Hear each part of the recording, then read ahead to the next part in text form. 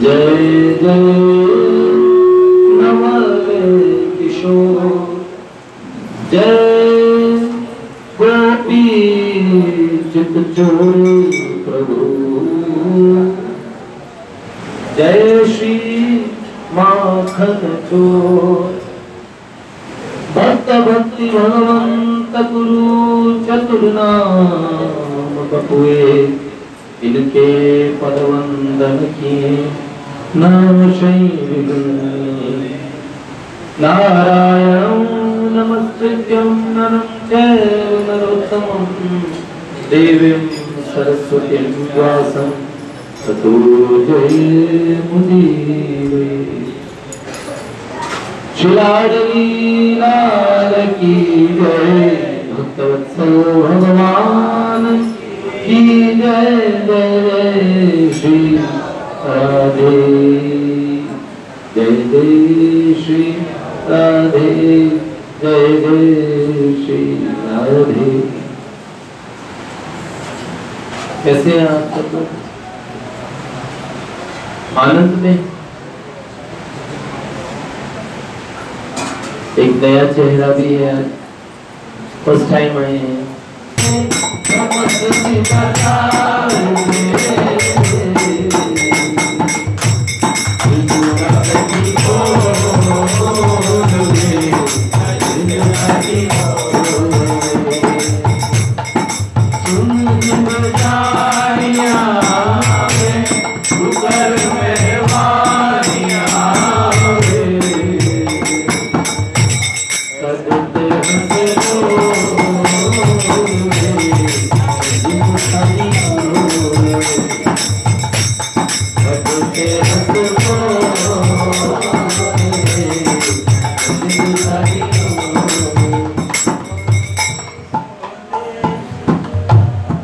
तो आगे से आगे रेडी रहता है। छोटे को मैंने बोला कदे तो हंस बोलोगे, तो माइक ढूंढने लगा, क्या बोलूंगा नहीं या माइक भी बोलूंगा। राहुल का बहुत बहुत स्वागत करते हैं। जय जय श्री राम। शयन आरती के बाद ठाकुर जी की माला पहनाएंगे राहुल को, ठीक है। हम लोग पुष्टि कल हम कहाँ थे, तुम्हें याद हो तो सोच रहे देखो है?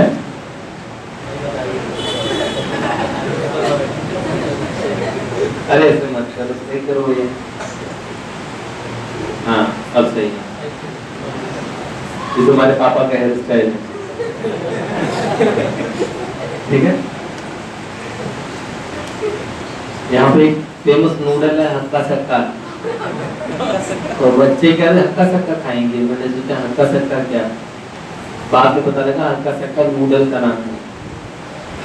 तो ये बिल्कुल हक्का बक्का रहती है, बहुत प्यारी बच्ची।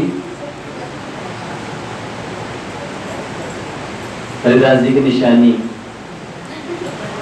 जय जय Shri Radhe. Krishna Priya Prabhu is just suffering from fever.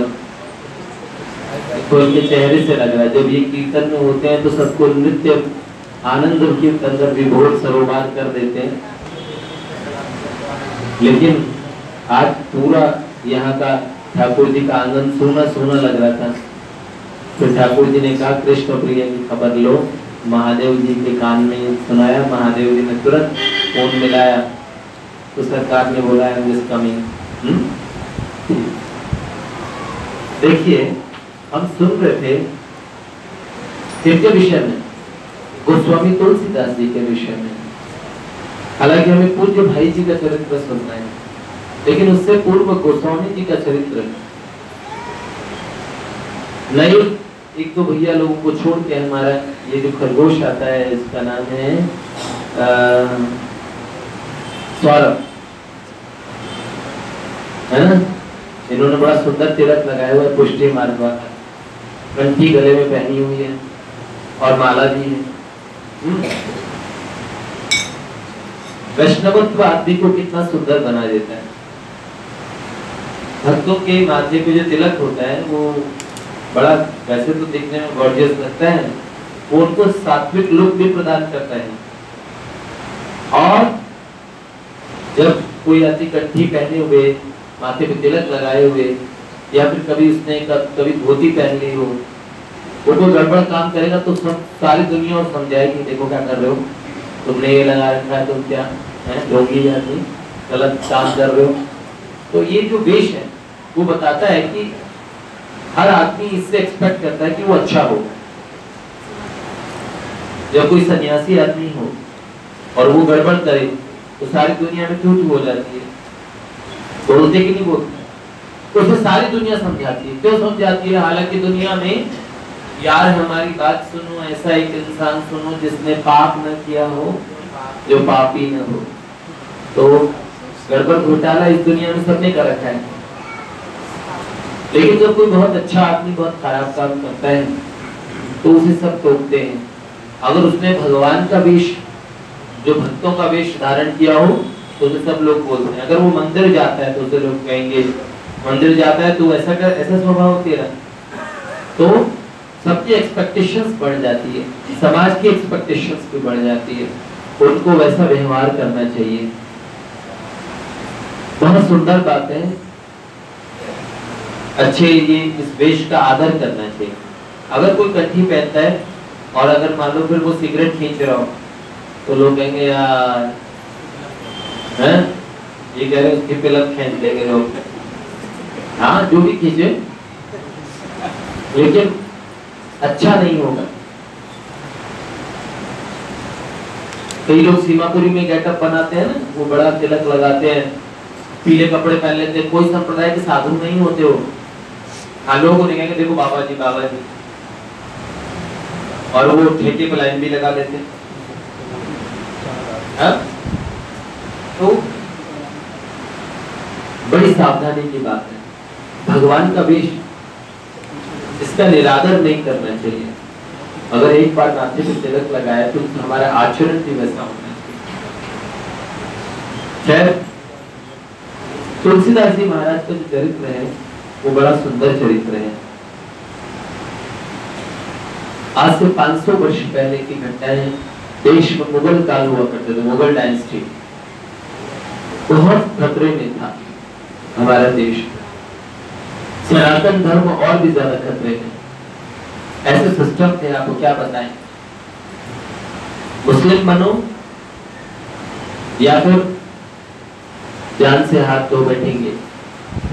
वो पक्के लोग थे जिन्होंने प्राण दे दिए, लेकिन जैसे गुरु तेग बहादुर जी ने सिखों को बोला था, गुरु तेग बहादुर बोलियां सुख है सुन है सिख बड़ भागियां, धर्म दीजिए पर धर्म न छोड़िए, सर कटा दो पर अपना धर्म मत छोड़ना।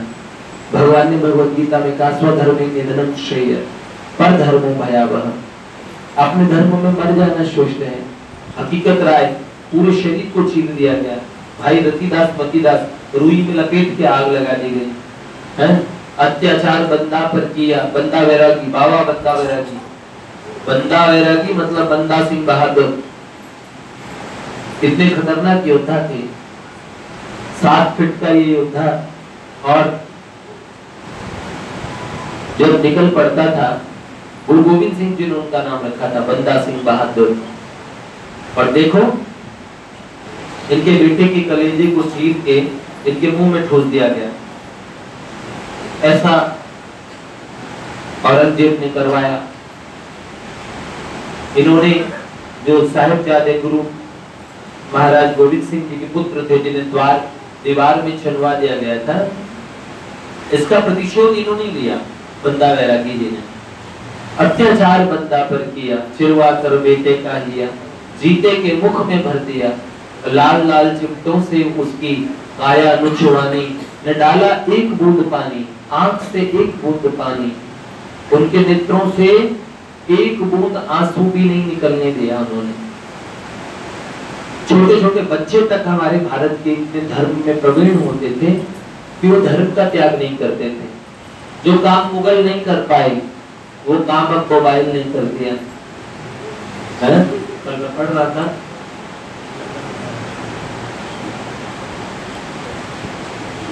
मुगल शिवाजी को क्यों नहीं ढूंढ पाए, किसी ने प्रश्न पूछा तो उन्होंने उत्तर दिया because they were Mughal not Google. वो मुगल नहीं थे, मुगल थे, तो कुछ नहीं बिगाड़ पाए। इतना भयानक समय था। हमारी बहन बेटियों का यहाँ मीना बाजार लगा दिया जाता था, बेच दिया जाता था, जैसे सब्जी वगैरह बिकती है उस तरह उनका रेट लगाया जाता था। ये समय, ऐसे समय में गोस्वामी तुलसीदास जी महाराज हुए थे। और आप जानते हो महाराणा प्रताप सिंह, जिन्होंने घास की रोटियां खाई, जंगल में रहे, और जब तक महाराणा प्रताप जीवित थे अकबर की चैन की नींद उसे कभी नहीं लेने दी। हिंदुओं के सूर्य के समान माने जाते थे, जिनका आज भी भाला उठाएंगे तो मेवाड़ म्यूजियम में 250 किलो का भाला, उसे तो वो फेंक के मारते थे। चेतक ऐसा घोड़ा था उनका जो हाथियों में भगदड़ मच जाती थी।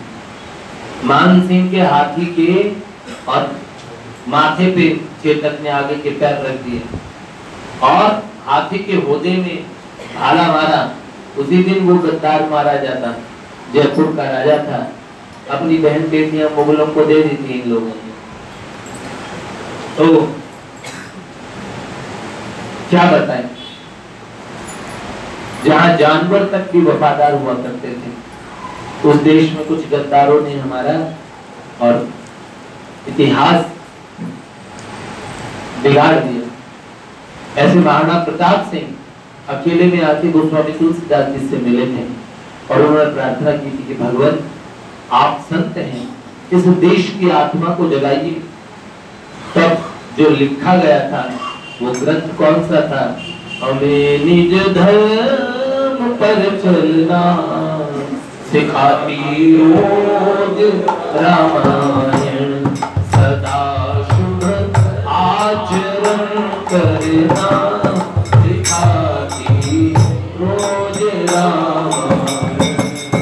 जिन्हें संसार सागर से उतर कर पार जाना है, जिन्हें संसार सागर से उतर कर पार जाना है, उतर कर पार जाना है। उन्हें सुख से किनारे चल लगाती रोज रामायण, किनारे चल लगाती रोज रामायण। सरल कविता की कुंजों में बना मंदिर है रघुवर का। सरल कविता की कुंजों में बना मंदिर है रघुवर का, बना मंदिर है रघुवर का। वहाँ प्रभु प्रेम का दर्शन कराती रोज रामायण, वहाँ प्रभु प्रेम का दर्शन कराती रोज रामायण। कविताओं का एक मंदिर है, बहुत बड़ी बात है। गोस्वामी तुलसीदास जी को अकबर ने बुलाया था, तब पूछा था इतनी बड़ी दक्षिणा कैसे की? सूरदास जी से पहले अकबर ने पूछा कि बताइए सबसे अच्छे कवि कौन? आप कि गोस्वामी तुलसीदास जी? तो सूरदास जी ने कहा कविता तो सबसे अच्छी हमारी है। तो उन्होंने कहा आप अपनी तारीफ अपने मुंह से। उन्होंने बोला जी गोस्वामी तुलसीदास जी ने तो मंत्र लिखे हैं, मंत्र। अपनी तारीफ में अकबर ने जब उनसे पूछा था गोस्वामी तुलसीदास जी से कि, तो उन्होंने बोला नहीं, रचि महेश निज मानस राखे और पायु समिस सिया उमा सर्व भाखे। बहुत पहले शंकर भगवान ने बना दी थी, मैंने नहीं बनाया। गालिब की जो किसी ने तारीफ की, तो गालिब ने अपने मुंह से खूब अपनी तारीफ कर दी। यूं तो जहां में शायर और भी बहुत है गालिब, लेकिन गालिब का अंदाज़े बयां कुछ और ही है, गालिब कुछ और है। कई लोग करते हैं ना अपने मुंह से अपनी तारीफ, तेरा भाई है ना, तेरा भाई फलाना, तेरा भाई ढिमकाना, अरे तेरा भाई पहले बताओ तेरा भाई है कौन? अरे यार मैं, हाँ कई लोग मैं बोलते हैं तो भगवान अगले जन्म में उन्हें बकरी बनाते हैं, फिर उनकी चमड़ी उतारते हैं और उसके बाद में उसे तुम्बा बनता है और उस तुम्बे से आवाज निकलती तुम। पहले बोलता मैं है? तो गोस्वामी तुलसीदास जी बिल्कुल अनहंकारी संत है। तुलसी कुत राम कथा जब में नर नारिन तारन को पुलसी, तुलसी की कथा पुलसी है, तुलसी भवसागर तारन को पढ़ के मन गांठ गई खुलसी, खुलसी गठ की गई पापन की, तुलसी गई हो जनता हुलसी, हुलसी जनता हुलसी वसुधा, हुलसी हुलसी जन के तुलसी, हुलसी जनता हुलसी वसुधा, धरती माता प्रसन्न हो गई, तुलसीदास जी का जन्म हुआ। बहुत अद्भुत संत। इनका जन्म कब हुआ? सरयू पारे काने को ब्राह्मण थे, आत्माराम दुबे जी पवित्र कुल में, और इनके माता पिताजी ने, माता का नाम हुलसी था, बड़े व्रतानुष्ठान किए और उसके बाद में एक बालक का जन्म हुआ। ये जन्म कैसे? नाभाजी का मानना है कि वाल्मीकि तुलसी बने। कौन बने? श्री वाल्मीकि जी तुलसीदास जी बने। क्यों बने? राम जी का समय था और हनुमान जी ने एक बहुत सुंदर रामायण लिखी, और किस पे लिखी? पत्थरों पे, हनुमान नाटक।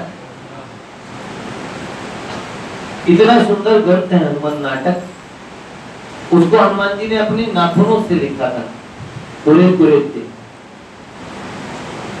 और चरितम रघुनाथ शत कोटि प्रवस्तरी, 100 करोड़ श्लोकों वाली रामायण लिखी थी वाल्मीकि रामायण। कितने? जिसमें 9 लाख कांड थे। अब 9 लाख कांड का नाम कौन बताए?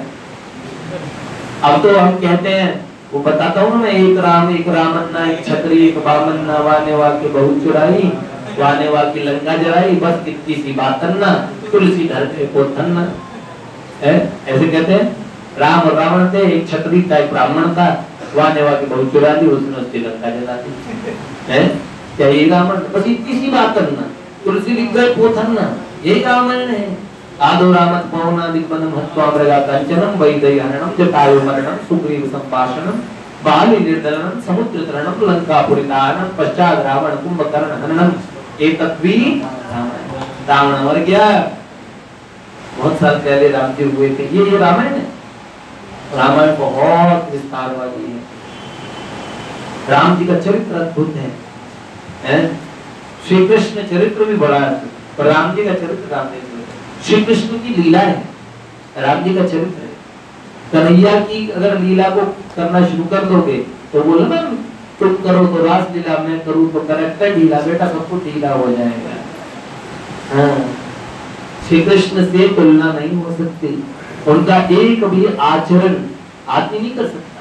छोटे से हैं, गोवर्धन उठा रहे हैं, कितने को उसकी पूतना को मार डाला है। कालिया के फन पे नाचा थे कन्हैया, कभी विराट रूप दिखा रहे हैं, अनंत कोटि ब्रह्मांड उनमें ही है। उस तरह का कोई योद्धा छोटे बच्चे से नहीं जीत पाया। कंस जिसके नाम से देवताओं को भी अपनी लांग खोलनी पड़ी, शिखा खोलनी पड़ी, चोटी खोलनी पड़ी। लांग जब खोल देते हैं तब इसका मतलब हम आपकी शरण में, हम लड़ाई नहीं कर सकते आपसे। जब लांग बांध ले तो मतलब हाँ बेटा कस लिया बेटा, और फिर इसका मतलब अब तुझ में बजा देंगे।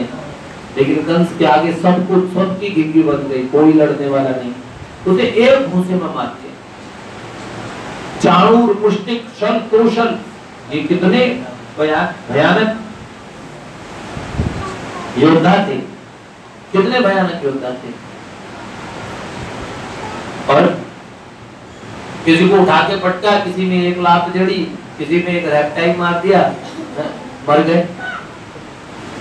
धेनुकासुर, प्रलंबासुर, बगासुर, अघासुर, पूतना मौसी,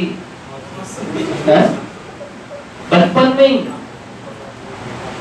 कन्हैया की लीला कोई कर सकता है। आग पी गए थे, कन्हैया ने रासलीला की, ये सबको दिखता है, लेकिन कैसे? इस समय एक आदमी की एक गर्लफ्रेंड और एक पत्नी हो, तो दोनों मिलकर उसका बैंड बजा देंगे, होगा? ठाकुर जी 16,108 विवाह करके उनके साथ रह पाए।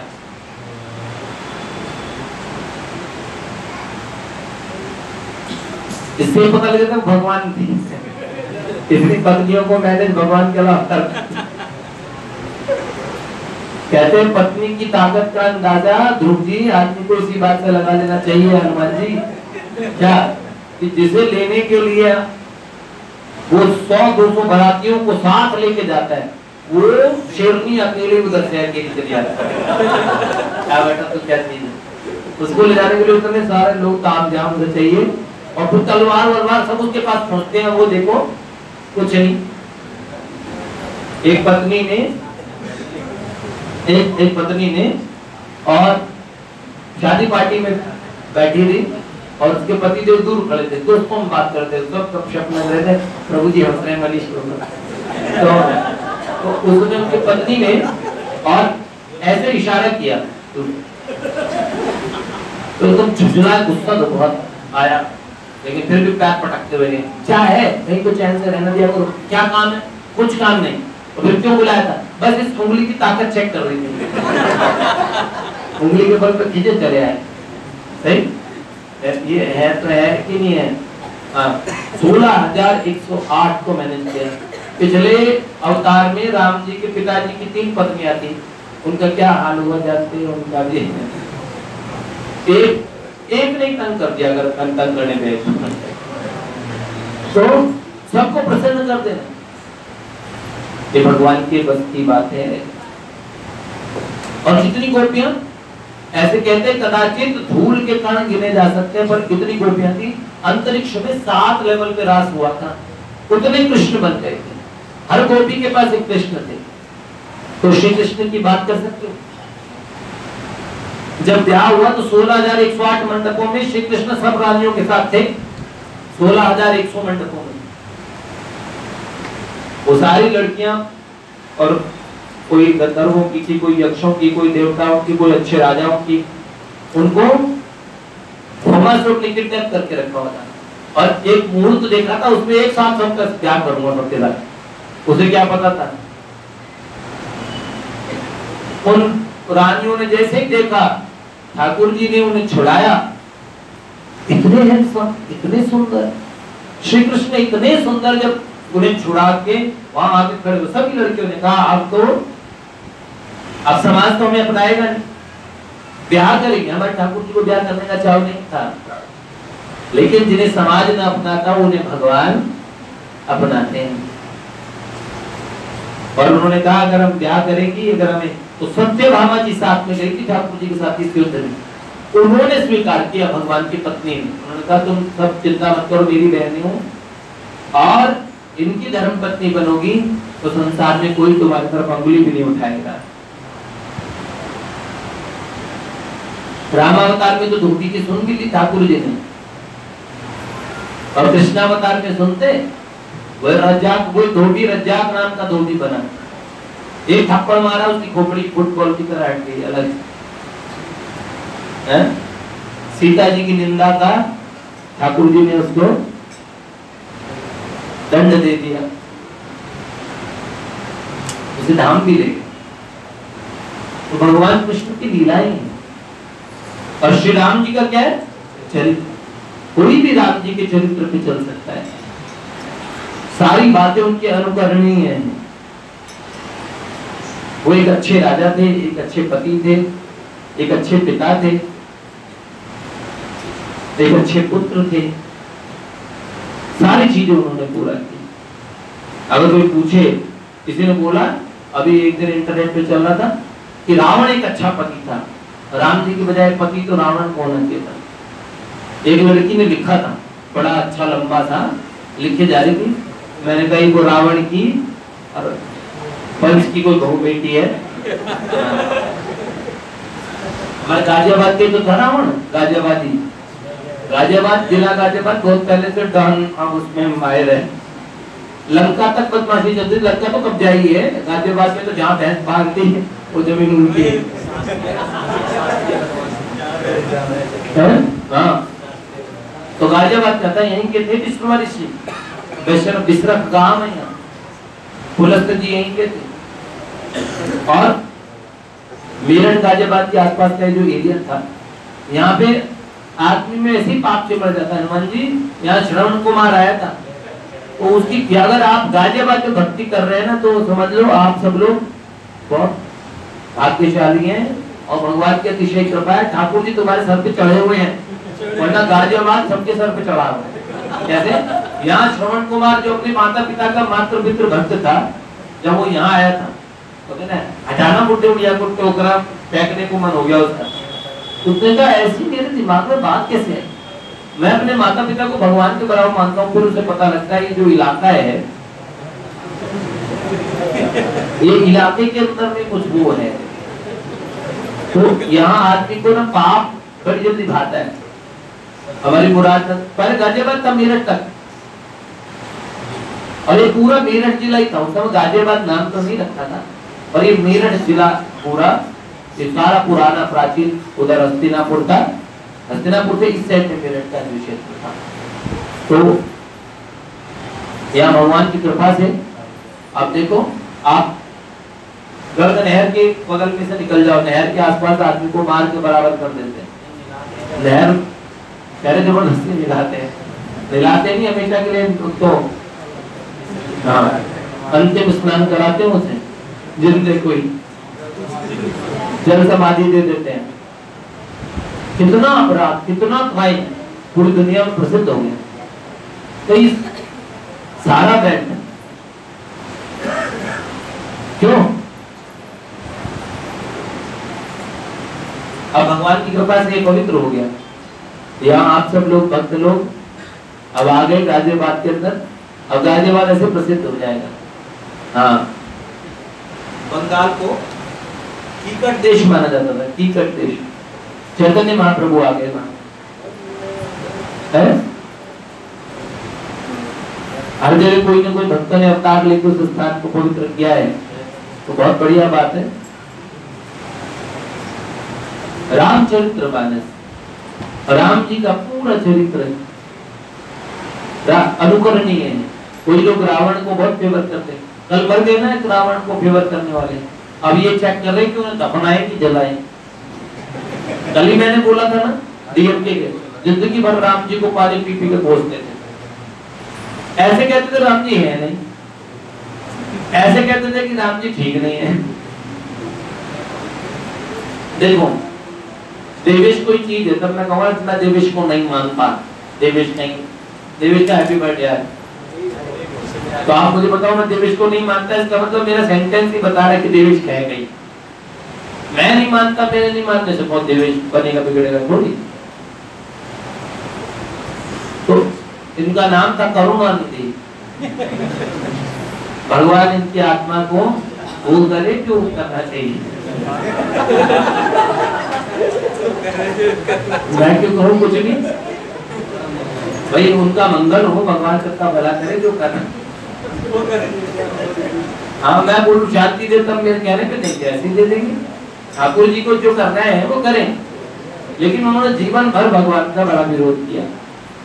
आप बोलो उनके जाने के बाद में अब अंतिम संस्कार, कल मैं बात कर रहा था, आज अखबार में पहले हाई कोर्ट तक मामला पहुंच गया, उन्हें जलाएं कि उन्हें गाड़ दें। क्यों? क्योंकि वो सभी मिक्सचर है, खुद वो भी कंफ्यूज है, भगवान तक भी कंफ्यूज है, क्या किया जाए। तो भैया ऐसी बात है, विरोधी बहुत हुए, राम जी के विरोधी। अरे अब राम जी की वो जूतों की माला पहना पहना के लोग निकाल रहे हैं। राम जी को कुछ बिगड़ा क्या? रावण के टाइम में राम जी के भक्तों का बड़ा विरोध होता था, बहुत विरोध होता था। रावण के राक्षस थे, वो हड्डियां चूस चूस के छोड़ देते थे, गन्ना चूसते हैं, और इतनी सारी हड्डियों का बंडल लगा था। तो राम जी ने पूछा ये क्या है? तो उन्होंने कहा प्रभु ये सब रावण के निशाचरों ने मारा है आपकी भक्ति करने पे। तो विरोध ये बहुत पुराना है, लेकिन सबका एक समय आता है। भगवान जब जजमेंट डे आएगा उस दिन काम हो जाएगा। उससे पूर्व में बहुत प्रहलाद के लिए नरसिंह भगवान आए, उससे पहले कितने भक्तों को हिरण्यकशिपु मार चुका था। या तो आपकी भक्ति प्रहलाद जैसी हो, नहीं तो भगवान का विश्वास बहुत पक्का हो। जो भी हो, संसार में रही एक रास्ता चुनना पड़ेगा, बुराई का या अच्छाई का। कष्ट दोनों रास्तों पे आएंगे। सारे बुरे मजे में, संसार के जितने भी बुरे लोग हैं उनको तो थोड़ा पुण्य भी नहीं होता होगा। अगर लोग कहते हैं बुराई में सब सुख है, कई लोग कहते हैं जी बहुत अच्छे लोगों को बड़ा दुख उठाना पड़ता है। हमें लगता है कि अच्छे लोगों को दुख उठाना पड़ता है, तब भी उनके अंतरात्मा में एक अद्भुत शांति रहती है। और बुरे लोग सुखी भी है ना, तो जलते रहते हैं। 5 स्टार में भी किसी के दिल में दुख है तो उसे 5 स्टार होटल अच्छा नहीं लगेगा। कोई आदमी 5 स्टार में है, उसको खबर आ गई तुम्हारा एक लौता बेटा गया, अब उसे करे रोते का को 5 स्टार, देखो इसी चमके हवा इतना बढ़िया, देखो ये 5 लाख का कमोड है और ये सब देखो तो खुश होते हैं। चांदी की चम्मचे लो, बढ़िया बड़ा खाना आ रहा खाओ, वो खाना उसके मुंह से बाहर निकल रहा। क्यों? क्योंकि चित्त की स्थिति ठीक नहीं, कुछ सुविधाओं से कुछ नहीं मिलेगा, सब चीजें शरीर के लिए आवश्यक है। लेकिन कोई ये सोचता है कि इन्हें मिल जाने के बाद आदमी सुखी हो जाता है, उसकी बहुत बड़ी बेवकूफी है। इस बात को वो समझ ले, ठीक है।